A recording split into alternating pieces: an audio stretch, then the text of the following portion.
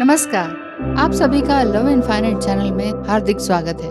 2022 में यानी कि पीछे साल में सबसे ज्यादा पूछे जाने वाला सवाल एक और ले लेते हैं। वो क्या है कि why this journey so weird.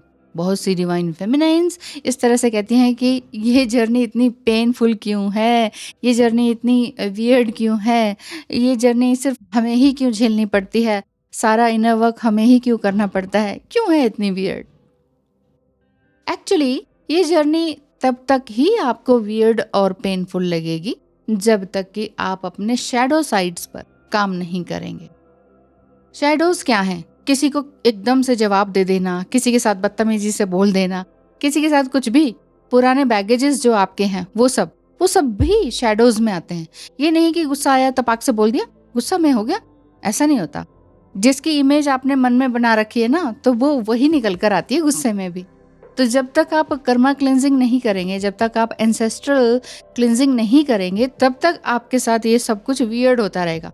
जैसे नेगेटिव एनर्जी में आप रहेंगे, आपको वैसा ही नेगेटिव जवाब मिलता रहेगा। Actually twin flame journey weird और पेनफुल नहीं होती है, इसे हमारा दिमाग बनाता है। हमारा दिमाग कहता है कि ओहो, कंफर्ट जोन में रहो, कुछ अलग हो रहा है तो फिर वियर्ड हो गया।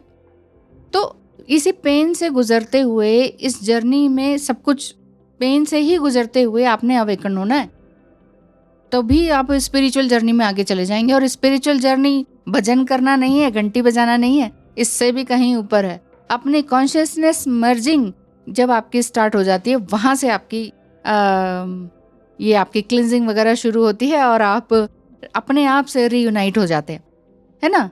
रीयूनियन की तरफ आप भाग रहे हैं, लेकिन काम सारे गलत कर रहे हैं, कर्म आपके एक भी सही नहीं है, तो फिर आपका ये जो सोल एक्टिवेशन है वो किस तरह से होगा।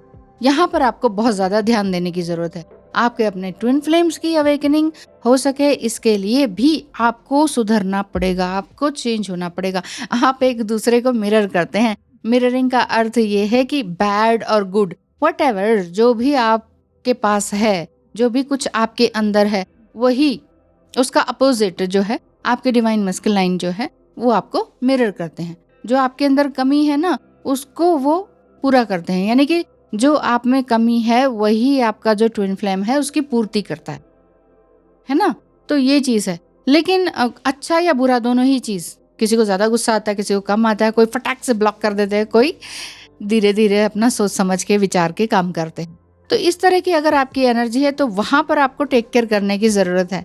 यदि आपको भी टैरो रीडिंग से कुछ जानना है या एस्ट्रोलॉजिकल रीडिंग आपको करवानी है, अपने बारे में जानना है, अपना पास्ट लाइफ के बारे में जानना है, अपने नेक्स्ट लाइफ के बारे में जानना है, आपकी प्रेजेंट लाइफ के बारे में जानना है, नेक्स्ट 6 मंथ में क्या हो जाएगा, माइन्यूट आपकी एस्ट्रोलॉजिकल रीडिंग किस तरह से होगी, उसका मैं ऑडियो सेंड करके आपको एक रिकॉर्डिंग फॉर्म में भेजती हूँ।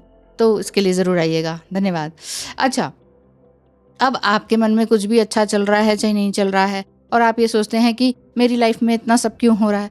ऐसे भी सवाल पूछे जाते हैं कि सोलमेट था, सब कुछ अच्छा था, लाइफ अच्छी चल रही थी, घर था, परिवार है, बिजनेस है, लेकिन ये ट्विन फ्लेम क्यों मेरी लाइफ में आए। तो देखिए, ट्विन फ्लेम सम टाइम तब आते हैं जब आपका सब कुछ तकलीफ हो रही होती है, आगे कुआं पीछे खाई वाली बात है। आपने इस प्लेनेट को सर्व करने के लिए आना है, इसलिए भी मिलते हैं वो। सबकी लाइफ अलग अलग है, सबके लेवल्स अलग अलग हैं, और इसी वजह से आप यहाँ पर इनकारनेट हुए हैं। आप किसी की हेल्प करने के लिए यहाँ पर आए हैं। इसके लिए आपको बहुत ज़्यादा मेहनत करनी होगी, अच्छी होली बुक्स पढ़नी होंगी। अब जितनी भी आप पढ़ सकें वो पढ़ें, लेकिन एक ही बार पढ़ के दिमाग में घुसती नहीं है, तो होली बुक्स को लगातार पढ़ते रहें। ऐसा नहीं है कि मैंने भी एस्ट्रोलॉजिकली हो गया, मैं लगातार अच्छी बुक्स पढ़ती रहती हूँ, जिससे कि आपकी भी मदद हो सके, आपकी एनर्जी की मदद हो सके, और आप सामने वाले की भी मदद कर सकें। सामने वाला डिवाइन मस्कुलाइन भी हो सकते हैं, और आपके आस पड़ोस या आपके घर परिवार या बच्चे भी हो सकते हैं। इसीलिए आपको मेंटल पीस यदि आपका खो रहा है, ये भी सवाल पूछा जाता है, मैम मदद करें कि नहीं। उसकी मदद करने से बहुत ही इरिटेशन हो जाती है, मेंटल पीस खो जाता है। तो देखिए, मेंटल पीस अगर खो जाता है और किसी की हेल्प करने से ये लगता है कि नहीं करनी चाहिए थी, अच्छा नहीं लग रहा, इट मीन्स आपकी जो पॉजिटिव एनर्जी है वो कहीं और चली गई। जो काम करने से अच्छा नहीं लग रहा उसे नहीं करें। तो एक बात है कि आपने अपने जो कर्म है ना, उनको इसी जन्म में ही भुगतना है और इसी कलयुग में भुगतना है, अगले जन्म में बाद में जाएंगे। ठीक है, तो जीना अभी इसी जन्म में है, तो पहले अपने कर्मों को आज से अभी से सुधार दीजिए।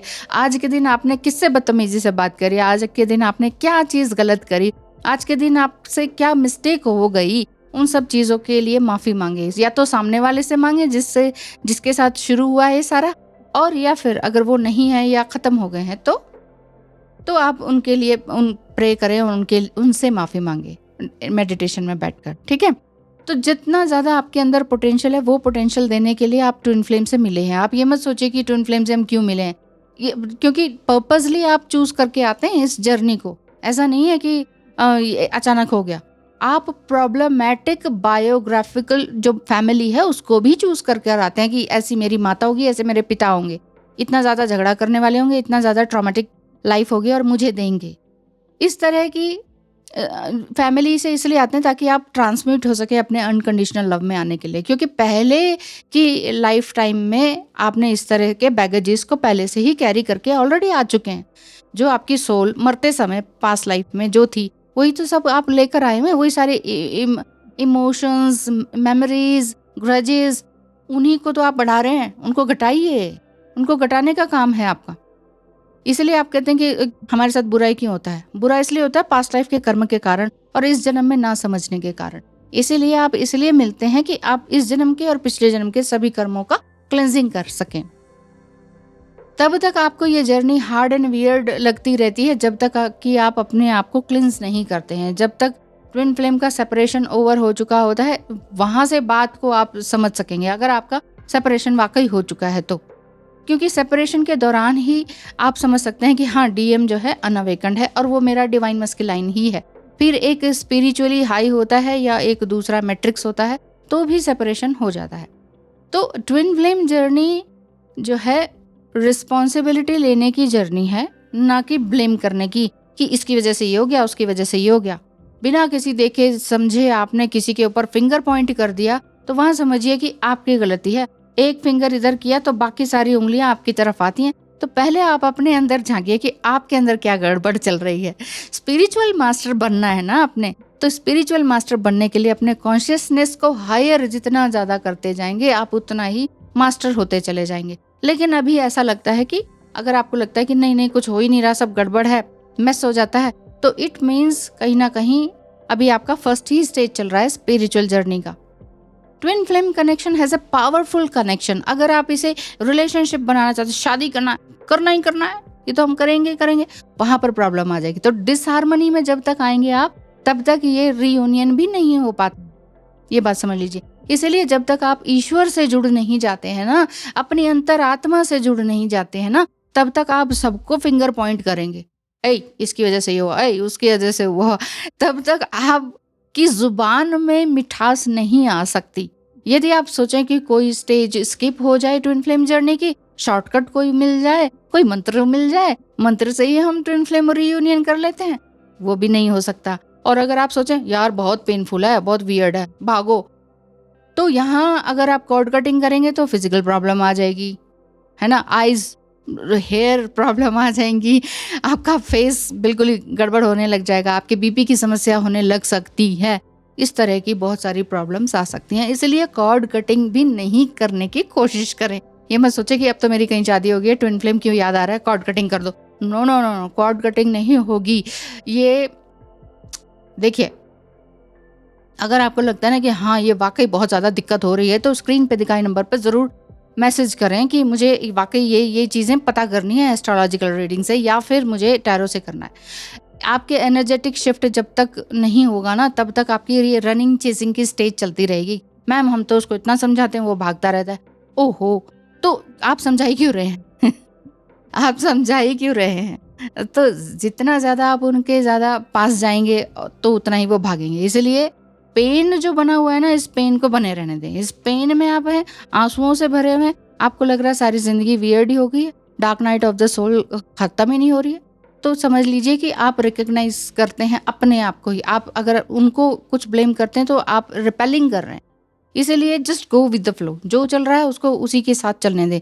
इसीलिए जब तक आप just go with the flow नहीं जाएंगे, ईश्वर पे विश्वास नहीं करेंगे, अपने ऊपर विश्वास नहीं करेंगे, अपनी गट फीलिंग पे विश्वास नहीं करेंगे। कई कहते हैं कि 4-4 बार कंफर्मेशन करवाएंगे कि ट्विन फ्लेम कंफर्म कर दो। आपके अंदर की इनर फीलिंग्स, इनर वॉइस, आपकी गट फीलिंग वो क्या कहती है? वो कुछ नहीं है क्या कि आप बार बार कंफर्मेशन करवाते है कि नहीं? तो इसीलिए अपने ऊपर विश्वास रखें, ईश्वर पर विश्वास रखें, अदरवाइज बहुत सारी मुश्किलें आपको फिर झेलनी पड़ेंगी और वो पेन बढ़ता चला जाएगा और आप सोचेंगे कि ये तो पेनफुल ही जर्नी है, इससे कुछ नहीं मिलने वाला। इसलिए डिप्रेस होके मत रहें, आगे बढ़ें, अपने लिए काम करें। कुछ कहते हैं हाथ पे हाथ रखें बैठे रहें, नहीं, हाथ पे हाथ रखने की बैठने की जर्नी नहीं है, ये जर्नी है आगे बढ़ने की। सोल ग्रोथ क्या हुई फिर?